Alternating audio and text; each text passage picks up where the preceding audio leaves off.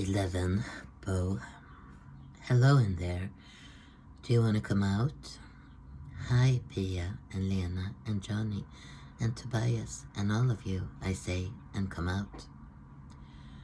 Your sister has a very good ability to stay in her shell, Pia tells Esther and Naomi.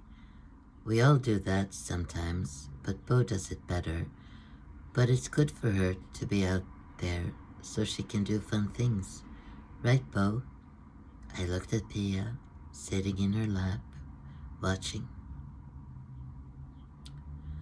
I pour the detergent and press the button and wash my hands, and I water the plants and look at Lena and Pia and Johnny and Tobias. Yes, the world turns lemon when the sun shines in the mornings. Esther misses everything so much that she sits curled up in a chair and cries. Do you want to talk? It's Lena who asks. Esther shakes her head. No, she doesn't. She doesn't know why she is here. She doesn't know where Eva and Lisa and the others are. She doesn't know who Esther is without the others. Naomi is in the pillow room playing. She's in the music room singing while Johnny plays the guitar. She is in the schoolroom putting on a play that makes the teacher in the schoolroom laugh out loud. Lena knocks and enters the room. This is when she asks us how things are at home and how Mom and Dad are acting. When can we meet Adina and our other sisters? Naomi asks. When can they come here? We'll see. You'll meet soon. How are you? Says Lena, who has turned to Esther. I don't know. That's what Esther says. She says it all the time. Did anything happen to you or your sisters? Esther shrugs her shoulders. Esther with lemon hair. You were so sad and unhappy when you arrived. Why were you so sad? Esther shrugs her shoulders. We are in the schoolroom in the mornings with the teacher Inger, or we walk to Lena, or Bo learns to go to the toilet and flush. There will be lunch and rest. When Eva calls from her place and Ada calls from hers, we run to the phone and everyone wants to talk to everyone through the handle. Even though we always argue, I have to have them, Naomi says after hanging up the phone. We watch TV in our ward. When it's evening, we do that. When it's evening, Esther plays cards with the other kids and the TV is on. One of the ladies sits on the sofa with Naomi. Are you feeling okay? No one has ever before asked Naomi if she is feeling okay. In the evening, the night staff come and open the door, look at us, so that we are never alone.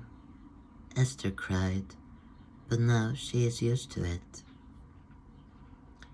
We have breakfast and morning assembly and are in the schoolroom. Bo sets the table. Every day set all the shiny round white plates. Bo bathes every day. Teacher Inga starts to show Bo the M. Can you say Let me hear Bo. Bo thinks about We spend a week, 2, 3, 4 in the ward. It's a mixture of kindergarten, recreation, hospital, and prison, says Esther. In the evening, it's dark and lights out, and the night staff lady sit on the sofa knitting and trying to stay awake. We are silent and think of the strange young patients and all the good ladies. And then Esther cries herself to sleep again. Naomi turns in her sleeps and rests her arm over Bo, the warm, sleeping, harmless arm. After breakfast and morning assembly, we wait. Dad comes to the ward. Mom comes to the ward. Dad hugs hard. Mom hugs empty and tired.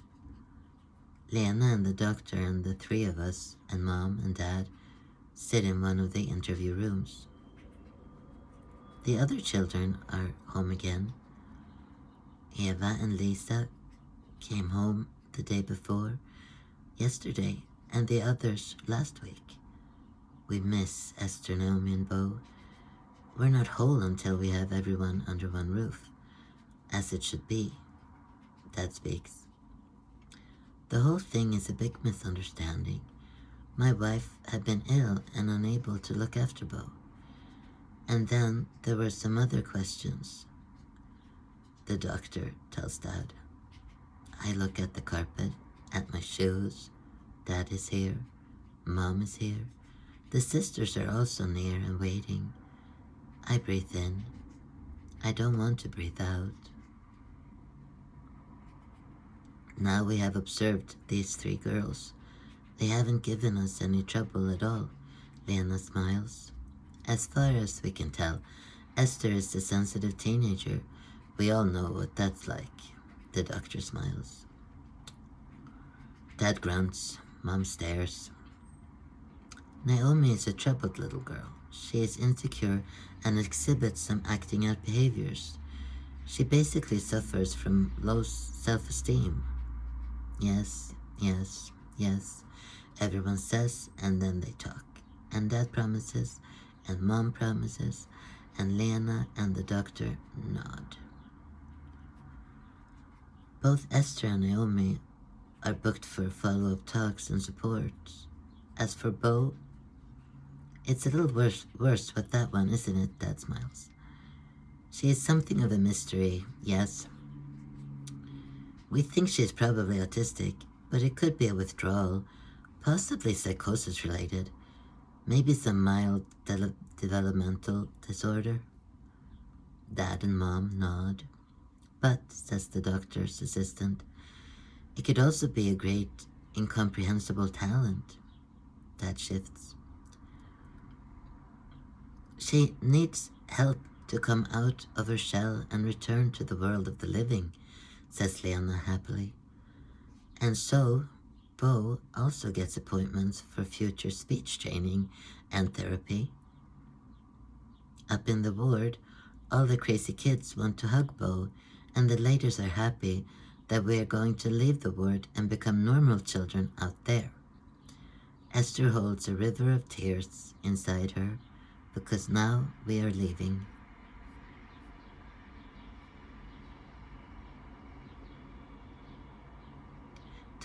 Bo.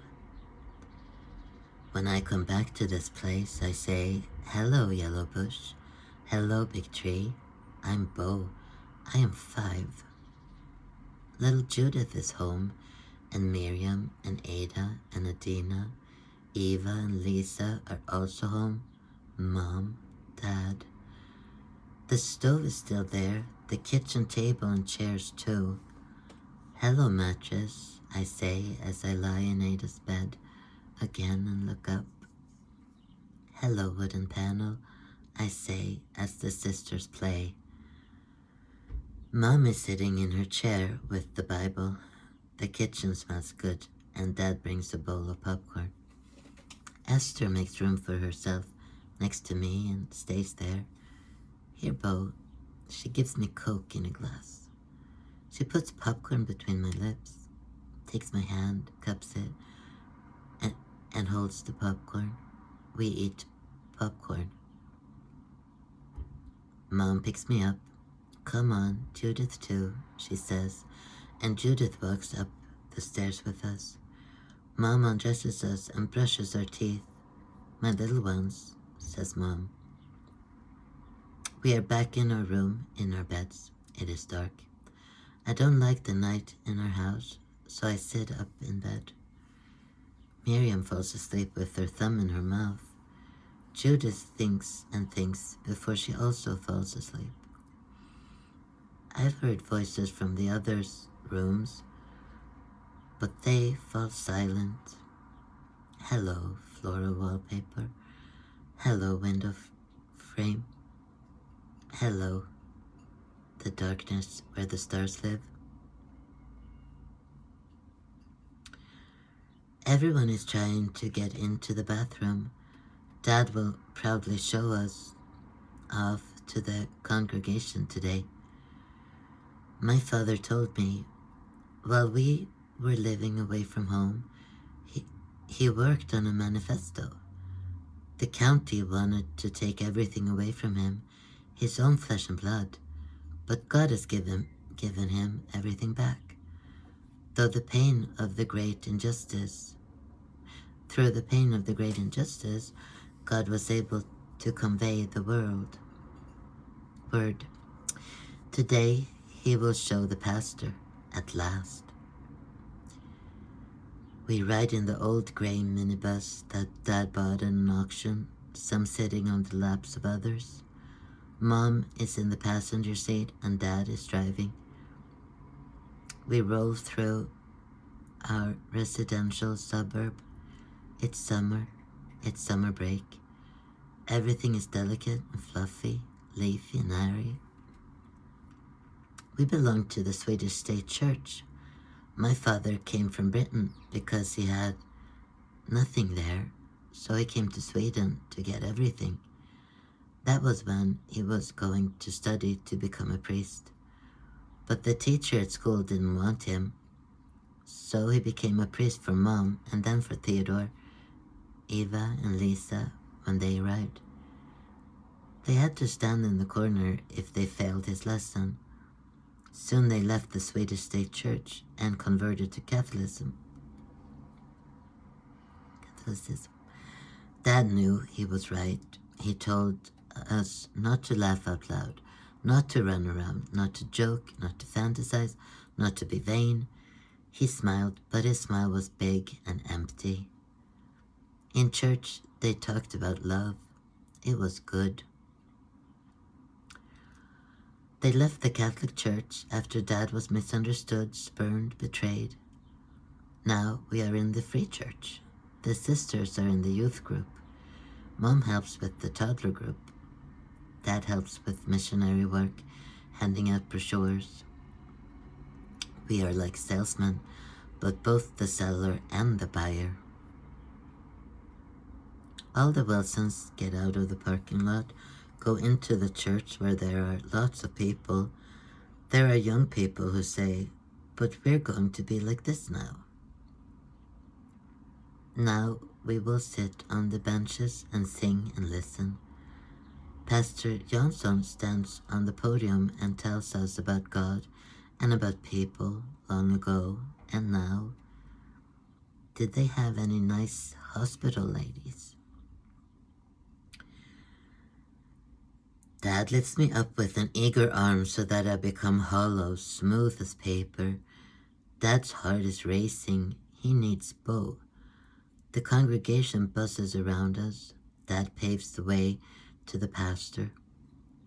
Pastor Johnson is talking jokingly with a group of men.